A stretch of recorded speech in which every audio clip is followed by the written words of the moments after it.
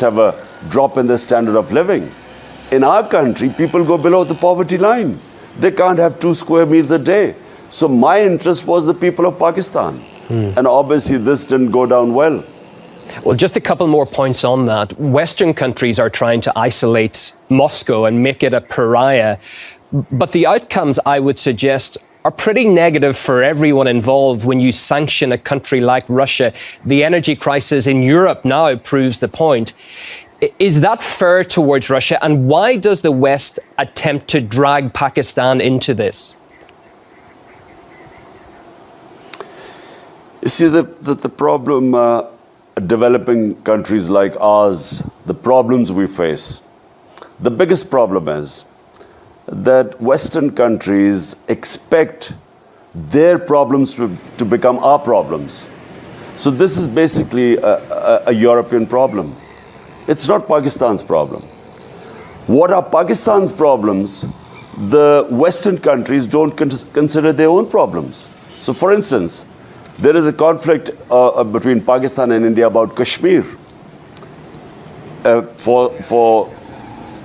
Since 1948, there's a UN Security Council resolution which makes Kashmir a disputed territory between Pakistan and India.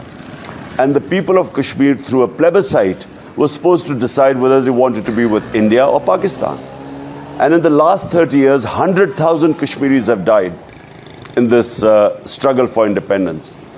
So whenever we go to world forums or we talk to the Western country leaders, we talked about what's happening in Kashmir, human rights abuses. India has taken away the statehood of Kashmir in 2019 August, and unconstitutionally, illegally, yet no one responds to this. No one thinks of sanctioning India, no one thinks of condemning India. Yet when this is a European conflict, you know, forget about the morality of the conflict. But the fact is, it is not Pakistan's conflict. Yet they want us to take a position on this and condemn Russia.